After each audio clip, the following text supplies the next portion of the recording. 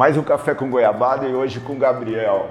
E aí, Gabriel? Cara, muito obrigado pela sua vinda, muito obrigado pela tua presença.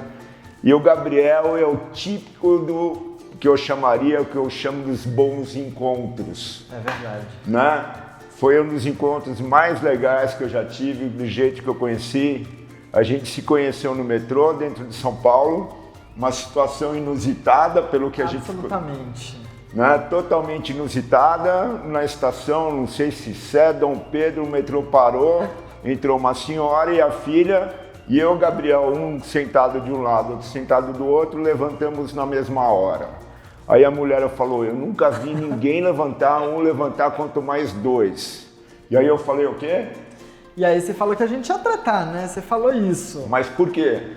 Porque a gente tinha levantado, né, para dar o assento lá para a senhora, e aí, como ela nunca tinha visto isso, ela tinha que escolher em que assento ela ia sentar, né? Só que eu já tinha levantado, você também, aí aproveitou, sentou ela, sentou a filha, eu já estava perto de chegar mesmo, fui em pé. Mas não, a brincadeira de todo entretar era discutir quem ia ceder o assento para a senhora, né? Em que lugar, se no meu lugar ou no lugar dele, que ela ia sentar, putz, quem ia ser o cavaleiro da história, né? Mas, cara, e isso são o que a gente chama de bons encontros, quer dizer, uma situação inusitada, num lugar inusitado. E hoje aí, Gabriel já está aqui. Gabriel é um grande jornalista do Belém do Pará. Exato. E veio para São Paulo, né, Gabriel? Me conta uma história, essa tua história de você querer virar jornalista, cara. Como é que foi esse processo? Chico, primeiro, muito obrigado por você ter me convidado aqui para tomar esse café com goiabada. Goiabada, você sabe, né? Eu já te contei, é um dos meus doces favoritos da vida. Então, quando me falaram que tinha goiabada, eu já falei, venho com certeza. E aí, concordo muito com o que você falou dessa história dos bons encontros. Acho que eles acontecem porque tem que acontecer mesmo. Exato. E aí, você tá vendo, né? 2 semanas, 3 semanas depois, a gente está aqui tomando um cafezinho com goiabada. Muito obrigado por isso. Pô, cara, e já não é a primeira vez que você experimentou da goiabada. Eu preciso até depois conversar com o pessoal aí que fabrica essa goiabada. E quem sabe eles apoiam o nosso programa aí. Quem sabe? Por enquanto eu não vou dar jabá para eles, não. Por enquanto vamos dar uma segurada. Mas falando sobre a história que você me perguntou, a memória mais longínqua que eu tenho da vida é querer ser jornalista. Eu não lembro de outra brincadeira que identifique mais a minha infância do que apresentar um programa de TV, por exemplo. Na época tinha um programa que, quando eu era criança, né, tinha um programa na Globo que era o Fama, que era de calouros de música, quem apresentava era a Angélica, eu achava um barato, queria apresentar o Fama. E aí tinham vários cantores incríveis, a gente adorava. E aí eu tenho uma tia que sempre quis ser médica. Ela sempre quis ser médica, é médica, pneumologista na verdade. E ela, que sempre quis ser médica, dizia que nunca na vida tinha visto alguém que quisesse tanto uma coisa quanto eu, que desde criança dizia que queria ser jornalista. E aí tenho essa relação de brincadeira, né, com a história da profissão e passei a tornar isso uma prática na minha vida. E aí meu pai me levava para assistir link ao vivo de jornal, porque eu adorava. E assim conheci grandes amigos lá em Belém, que me pegaram pela mão e falaram, vamos lá, você vai ser jornalista, você quer ser jornalista, você vai ser jornalista. E aí, num desses casos, tinha um programa, tem até hoje lá em Belém, um programa que chama Desaparecidos. Ele é um quadro no Jornal do Meio-Dia. E aí, esse programa era feito todo dia, toda terça-feira, na verdade, de manhã. E nas férias escolares, eu falei, bom, terça-feira tem Desaparecidos, vou lá ver como fazem esse programa. Você não pensou em desaparecer não para entrar no programa, né? Não, jamais. E aí, ia lá toda terça, era na Praça da República, no centro de Belém, muito perto da minha casa. E aí eu ia lá toda terça-feira. Só que eu humildemente digo que eu sou muito engraçado. Então, desde criança, eu sempre achei que eu era tão famoso quanto a apresentadora. Então eu chegava lá e não falava com ela. Laís Santos, minha amiga, inclusive, um beijo. Chegava lá, não falava com ela. Chegava, nariz empinado, ficava lá observando o que acontecia. E aí ela passou a observar que eu ia toda terça para lá para ver o que acontecia. E aí um belo dia quebramos o gelo. Ela quebrou o gelo e falou assim, olha, você vem toda terça aqui, você não quer ajudar a preparar o programa? Aí eu falei, claro que quero, né? Que oportunidade, quem não ia querer? A perninha tremeu na hora, né? A perninha tremeu, né? Até porque não existia essa relação de igualdade. Nunca tinha feito nada, na verdade já tinha, porque eu apresentei um programa infantil lá em Belém, quando eu tinha 9 anos. Isso eu já tinha 13, 14. Tem algum arquivo disso daí? Tem no YouTube? Não. Isso daí é uma coisa que a gente teria que tentar recuperar e colocar o link dele. Mas... Não tem, eu já procurei horrores esse programa, tenho que pedir pena. lá na TV. Enfim, e aí a Laís, né? E aí ela me convidou para participar do programa e eu passei aí toda terça-feira para lá para ajudar a preparar o programa. E aí a gente se tornou grandes amigos, mas um belo dia ela faltou o programa, não pôde ir. E foi outro repórter fazer. Só que esse outro repórter não estava habituado com uma pessoa de fora ajudar a preparar o programa. E eu era uma criança, né? A gente tinha 13, 12, 14 anos, sei lá. E aí ele chegou lá na TV, foi na sala do diretor.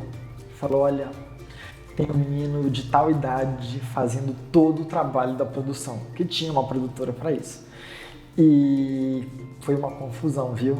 Foi uma confusão, porque eu já tinha até um documento, porque de 3 em 3 meses mudava a produtora.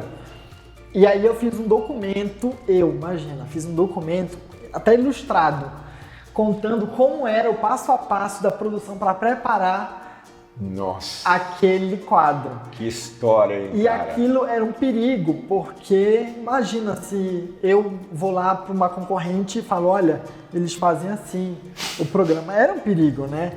E aí, Tinha a receita do bolo dos caras, né? completa. E aí eu fui chamado lá na TV, falou, olha, Gabriel, é o seguinte, né? Você não pode, por causa, enfim, vai dar problema trabalhista, isso não vai. Aí eu falei, não, gente, tudo bem, desculpa. Tava entrando no ensino médio, falei, vou me preparar para o vestibular e aí, quem sabe, daqui a um tempo eu volto aqui para a TV. E voltei, fiz estágio lá de 2 anos, saí também para preparar meu TCC, para apresentar meu TCC na faculdade. E quando cheguei lá, a nossa chefa de redação falou, olha, Gabriel, a gente tem muito carinho por você, bom trabalho aqui. E aí eu fui fazer a produção de fato do quadro. Que legal, como hein, cara? funcionário, né, como estagiário da emissora. E aí, lá na sala da nossa chefa, ela pegou de uma mesa que tinha em cima na verdade, um porta-documentos que tinha em cima da mesa dela, e ela pegou e me mostrou o documento que ela tinha até hoje. Essa história, sei lá, tem mais de 10 anos talvez que aconteceu. Eu estagiei há 2, então ela guardou esse documento durante 8 anos. Ela tinha esse documento com ela, um documento impecável. Olha, tinha que legal, cara, que história legal. E dizendo que aquilo fazia parte da história recente do jornalismo da emissora. Isso, claro, me encheu de orgulho, né? Porque era um trabalho que, apesar de ter sido feito por uma criança, tinha sido bem feito. Quer dizer, a verve já estava contida em você, né, cara? Não é só aquela questão, eu aprendi na faculdade, não. A tua capacidade de observação, o teu senso, a tua análise, como aquele olhar jornalístico, né? Aquele olhar de observação, de entender as métricas ali do que estava rolando, você criou o teu projeto ali. E posso te dizer mais, o que eu fiz nesse tempo que eu fiquei fora do Desaparecidos? Tinha um programa, tem um programa, na verdade, na Globo News até hoje, que chama Estúdio I. Ele passa na hora do almoço, eu acho. E aí, toda sexta-feira, tinha um quadro no programa que chamava Estúdio I mais interativo. Então, as pessoas eram convidadas a mandar vídeos sobre as pautas do programa. Durante um tempo, poucas pessoas mandavam. E quando eu digo poucas, é tipo 2.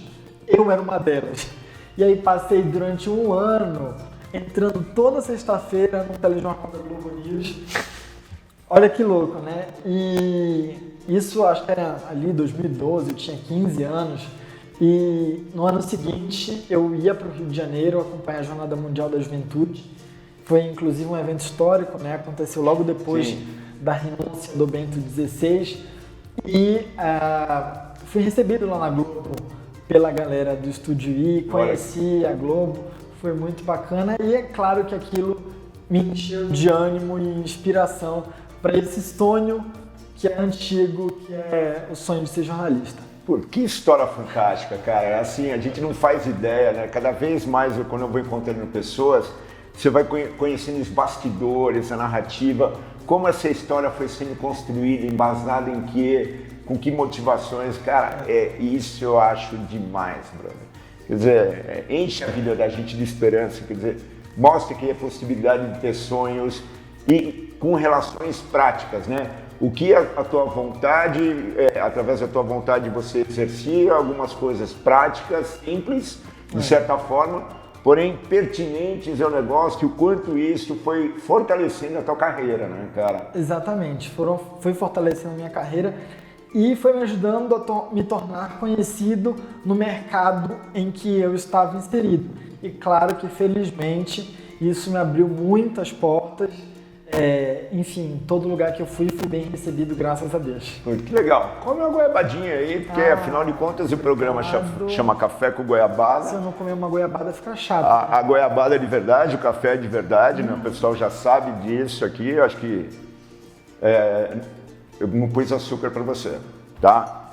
Mas é isso, quer dizer, a gente vai reparando numa história dessa, nesse processo evolutivo, na construção de uma carreira que era um sonho, e foi consolidando pelas tuas pequenas grandes ações. E ali você foi pautando. E hoje, como é que é pautar já um profissional dentro do jornalismo, né? Dessa curva de virada? E você vai, se forma e atua dentro vem atuando dentro da tua área e cada vez mais se afastando da zona de conforto, porque você estava em Belém, né? Onde você talvez teria um grupo já de relacionamento mais forte, de pessoas mais próximas, que você poderia interagir de uma forma diferente, e vem para São Paulo para ainda conseguir tentar mais coisas, assim. Como é que é isso? Eu fiz faculdade, né, de jornalismo, e aí ao longo da minha faculdade eu tive várias oportunidades, porque antes de entrar no mercado eu já era conhecido pelo mercado. Não tenha dúvida. E aí estagiei na prefeitura de Belém, fiz parte da equipe de social medias do então prefeito da cidade, que obviamente é um cargo de confiança, né? Porque você está logado, imagina, na conta de um chefe de governo. Tenho experiência em agência de comunicação, atendendo cliente de varejo, institucional, assessoria de imprensa, enfim, social media. E fui passeando também por esses outros caminhos da comunicação, porque são essenciais, eu entendo como essenciais para formar o profissional que eu sou, e ao passo que eu fazia isso, eu também fui me dedicando para a minha paixão, que é a TV, que é o vídeo, que é estar aqui fazendo o que eu estou fazendo com você, que é conversando com as pessoas. E aí, estagiei na TV Liberal, que é afiliada da Rede Globo, lá em Belém. Ajudei a pautar os principais jornais da TV lá em Belém. A gente também contribuiu algumas vezes para os jornais de rede, saí para fazer sonora, entrevista com as pessoas, enquete, já gravei enquete para o Mais Você, para os jornais locais. E aí a gente tinha um quadro também num dos programas que passava domingo cedinho, depois da Santa Missa. Que a gente fazia as reportagens, essas reportagens iam ao ar, então você ter reportagens suas publicadas numa afiliada da Globo era uma coisa também muito que a gente eu avalio como muito bom para o currículo. Imagina, não só porque é a Globo, mas qualquer afiliada, né, que te dá essa oportunidade, você tem que abraçar e fazer com a máxima competência possível. Então, tem essa relação também. E aí, mudando agora de assunto, quando eu saí dessa minha experiência na faculdade, né, de estágio, não sei o quê, eu fui apresentar meu TCC, fiz um TCC dentro da minha área, que era justamente somar a internet com a televisão, e fiz uma análise do Estúdio I, inclusive, de uma tragédia, da tragédia de Brumadinho, lá em Minas Gerais, como foi a cobertura desse telejornal. E quando saí da faculdade, eu fui contratado pela agência que eu trabalhava, continuei nessa agência, estou nela até hoje, e ao longo desse caminho eu sempre conciliei com alguma coisa, como eu estou te dizendo. Então, eu apresentei um reality show de gastronomia no Pará, tem uma gastronomia muito forte. Belém é cidade criativa da gastronomia pela Unesco, enfim. Um dia a gente troca aqui a goiabada por um pato no tucupi, uma não tem problema, não vai aqui quanto a isso, sem problema nenhum. Para vocês provarem. E tive outras experiências com o vídeo ao longo da faculdade. E ano passado, né, 2020, estourou a pandemia de coronavírus. E Belém viveu uma situação delicadíssima do ponto de vista do atendimento às pessoas. O Brasil inteiro viveu isso, mas Belém, lá no comecinho, foi uma das primeiras cidades a colapsar o sistema de saúde. E aí a CNN Brasil tinha acabado de estreou em março, e eles tinham uma repórter fixa em Manaus, que é a capital do Amazonas. E aí eu falei, gente, a situação de Belém está muito delicada. Eu acho que dentro dos critérios de noticiabilidade que existem, que a gente estuda, isso aqui vale oferecer. E aí procurei os diretores da CNN e eles me pediram um teste de vídeo. E aí eu falei com a minha irmã, falei, Ana Luísa, grava aqui pra mim. E aí a minha irmã, imagina, gravou um teste de vídeo para a CNN com o meu celular, dentro de casa, numa área ali, de noite já. Gravei um boletim, no outro dia eles aprovaram o teste e falaram, olha, a gente vai te botar no ar amanhã. E aí corremos com o aparato técnico e participei de toda a cobertura da pandemia de coronavírus lá em Belém para a CNN Brasil. Depois dos desdobramentos, né, tivemos operações da Polícia Federal lá no Pará que investigam, né, supostos atos de corrupção pelo governo do estado. Cobrimos o Círio de Nazaré, que é a maior manifestação religiosa do Brasil, acontece em Belém há mais de 200 anos. Sim. Reúne 2 milhões de pessoas, imagina só, na rua da cidade, numa pandemia. Obviamente esse evento foi cancelado, a igreja optou por fazer um trajeto pelo ar, mas mesmo assim tinha 100 mil pessoas na rua. E a gente mostrou isso na CNN também. Enfim, até um assalto. Veja só, a gente cobriu um assalto que aconteceu de madrugada no interior do Pará. Eu entrei ao vivo durante toda a madrugada na CNN, da sacada da minha casa. Eu fui acordado com essa notícia, na verdade acordei eles com essa notícia, e aí a gente passou a madrugada no ar. Então, eu tive esses momentos aí de flerte, vamos chamar assim, com os veículos nacionais de comunicação também, e, claro, sempre com os veículos locais que foram a minha escola e foram as pessoas que me ensinaram a fazer o jornalismo que a gente chama de hard news, né, que é a notícia factual, o que é que está acontecendo agora. E mudei para São Paulo, falei, bom, se eu conseguir isso aqui em Belém, pode ser que lá em São Paulo eu consiga ampliar esse leque de conhecimento, de networking. Vim aqui para estudar também, a gente nunca pode parar, né, de estudar. E, enfim, agora estou focado nisso, nesse estudo. Quem sabe aí mais para frente a gente encontra alguma coisinha para fazer por aqui. A gente andou conversando esses dias, né? E eu também já morei fora do Brasil, pouco tempo, 4 meses, e já morei muito tempo no Rio Grande do Sul, em Porto Alegre. Então a gente sabe o quanto é diferente você sair de um lugar que é a tua terra, a tua zona de conforto, e chegar num lugar até você pegar o time das coisas, né?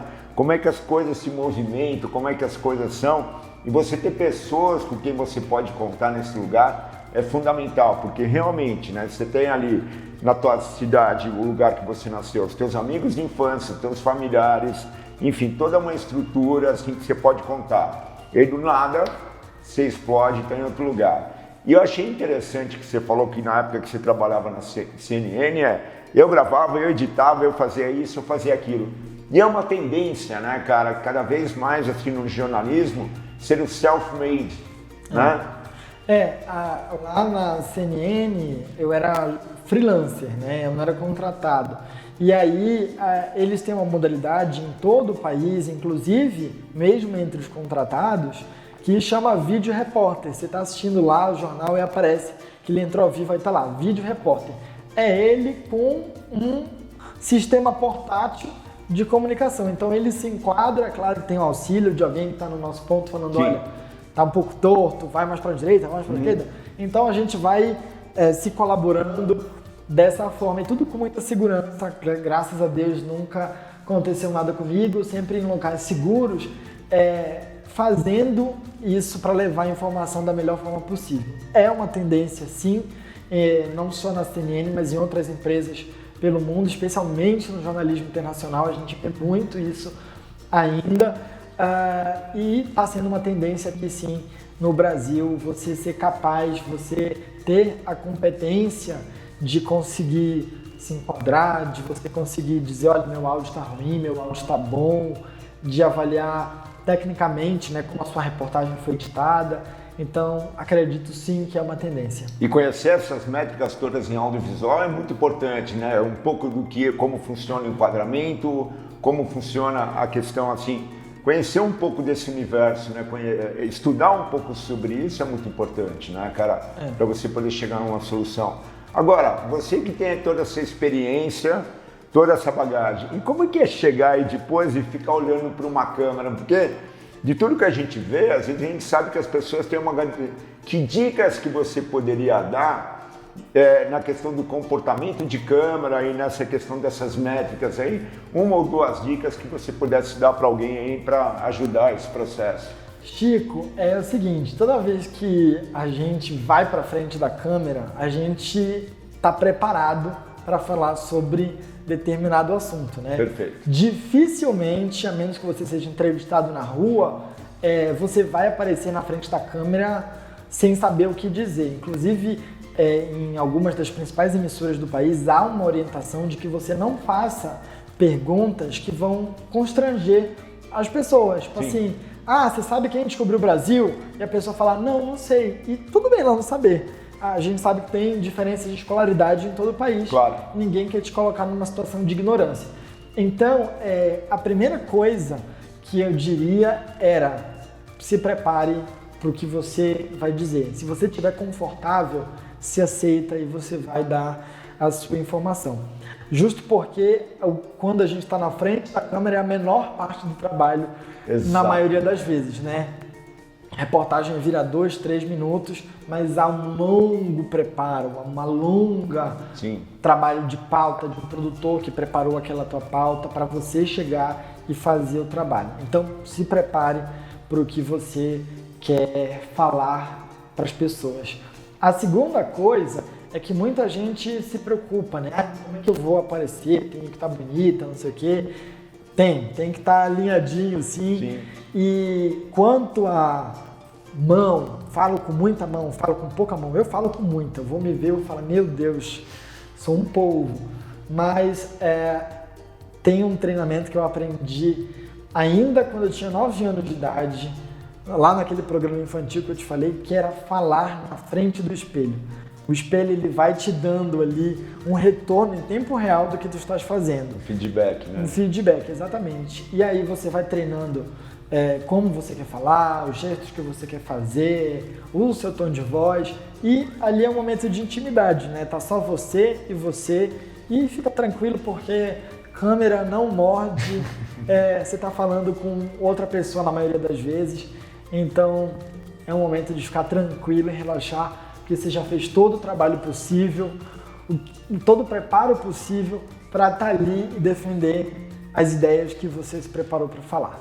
Legal. Gabriel, cara, muito obrigado aí pela tua vinda, obrigado aí por você estar aqui com a gente assim, eu acho que é legal esses encontros, é legal esse bate-papo, é legal essas métricas assim, de conhecer pessoas e conhecer histórias de vida, porque é ali que você vai entendendo como aquela pessoa se preparou, quais os pontos fortes, onde ela acertou, onde ela errou. E isso é a experiência que a gente leva para a transformação. Né? Exatamente. Eu que agradeço, Chico. Muito obrigado por você ter me recebido aqui na sua casa para tomar esse cafezinho com goiabada. Eu fiquei muito feliz de falar com quem te acompanha e tô aqui, viu? Vamos conversar mais vezes. Vou trazer aqui um açaizinho lá de Belém para você provar, tá bom? Legal. Você conhecer as iguarias lá do Pará. Obrigado. Isso aí, brother. Abração, obrigado. E mais uma vez eu digo para vocês, gostou, quer participar do Café do Goiabada? Não importa a área de atuação que você tenha, mas você quer falar sobre comunicação dentro do universo que você vive? Manda uma mensagem que a gente aí de repente combina, você vai de verdade comer uma goiabada cascão aí com a gente, tá? É isso, e aí aquela história, né, Chico? Curte o vídeo, compartilha com seus amigos. Ah, também, né? Ativa o sininho aqui do canal do Chico, tá bom? E aí, até o próximo vídeo. Tchau. Isso aí, obrigado.